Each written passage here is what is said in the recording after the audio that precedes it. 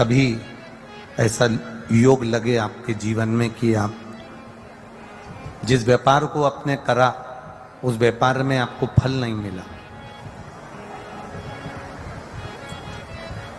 फिर आपने व्यापार चेंज करा, फिर बदल कर देखा, फिर उस व्यापार को कर देखा, उसमें फल नहीं मिला,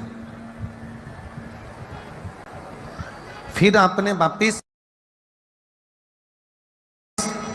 व्यापार को बदलने का विचार किया, तो हमारा निवेदन रहेगा उस व्यापार को बदलने से पहले एक काम जरूर कर देखें। 3 स्थान पर बेलपत्र को चढ़ा कर देखिएगा। अगर आपको लगे कि मैंने व्यापार बदल लिया, एक बार बदला, कई लोग ऐसे भी होते हैं जो पैसा इकट्ठा करते हैं, धन एकत्रित करते हैं, और कोई व्यापार ऐसा कर लेते हैं जिस व्यापार में धन चले जाता है तो वो धन वापिस नहीं आता महाराज, वो व्यापार का धन वापिस नहीं आ पाता। तो बड़े दुखी होता है कि भाई मेरा गया हुआ पैसा नहीं आ रहा, मैं बड़ा कष्ट में हूं, मेरा खुद का ही आ जाए ना तो मैं निहाल हो जाऊं, मेरा अपना ही नहीं आ रहा जो गया हुआ है, तो मैं क्या वर्णन करूं, उसको क्या कहूं।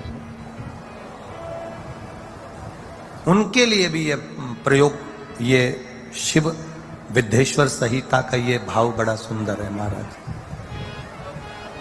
आप व्यापार पर व्यापार बदल कर देख लिए, धन भी हमारा कहीं डूब गया, आ नहीं रहा है, तो प्रयास करना। 3 स्थान पर चढ़ाई गई बेलपत्र हमें सुख का अनुभव करा देती, बहुत ध्यान लगाइए। पहला, अशोक सुंदरी की जगह। अब ये बेलपत्र जब भी आप चढ़ाएंगे तो रविवार की अगर प्रदोष पड़ जाए, कौन से दिन? रविवार की प्रदोष के दिन ये प्रयोग अवश्य कर देखिएगा। ज्यादा बार नहीं करना है, केवल एक ही बार करना, बाबा स्वयं कृपा करेगा।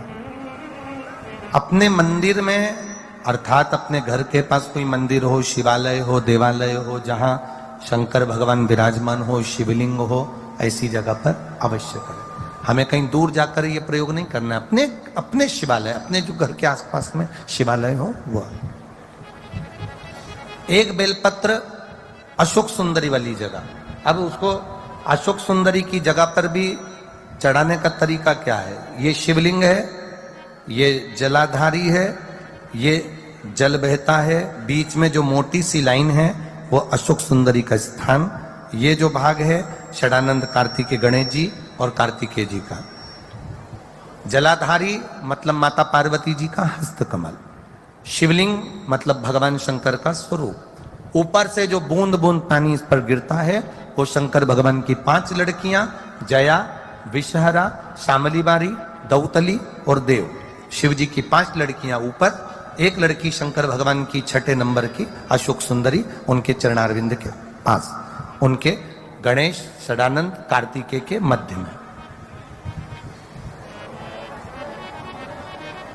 जब हम बेलपत्र चढ़ाएंगे तो उस बेलपत्र को चढ़ाते समय आपकी जो बेलपत्र की डंडी है वो बेलपत्र, रविवार प्रदोष के दिन का ये उपाय है महाराज। ये बेलपत्र की जो डंडी है, इस डंडी का भाग शिवलिंग की ओर होना चाहिए। ये जो डंडी है इसका भाग अशोक सुंदरी पर जब चढ़ाएंगे तो शिवलिंग की ओर इसका भाग होगा महाराज। दूसरी, बेलपत्र को जब हम समर्पित करेंगे तो जलाधारी का जया, विषहरा, शामरीबारी, दौतली, देव, मान लो जलाधारी ऊपर नहीं है शंकर जी के, तो उसका स्मरण कर 5 कन्याओं का नाम लेकर जया, विषहरा, शामलीबारी, दौतली, देव, इनका स्मरण कर शंकर भगवान के शिवलिंग पर बेलपत्र रखेंगे। बेलपत्र कहां रखना है? आप अगर यहां बैठे हो तो आपके विपरीत में डंडी का मुख होना चाहिए। ये बेलपत्र की जो डंडी है इसका मुख आपके विपरीत में हो। आप यहां बैठे हो तो डंडी उधर होगी, आप इधर बैठे हो तो डंडी का मुख इधर होगा, आप उधर बैठे हो तो डंडी का मुख इधर होगा। आपके ठीक विपरीत की ओर डंडी का मुख हो।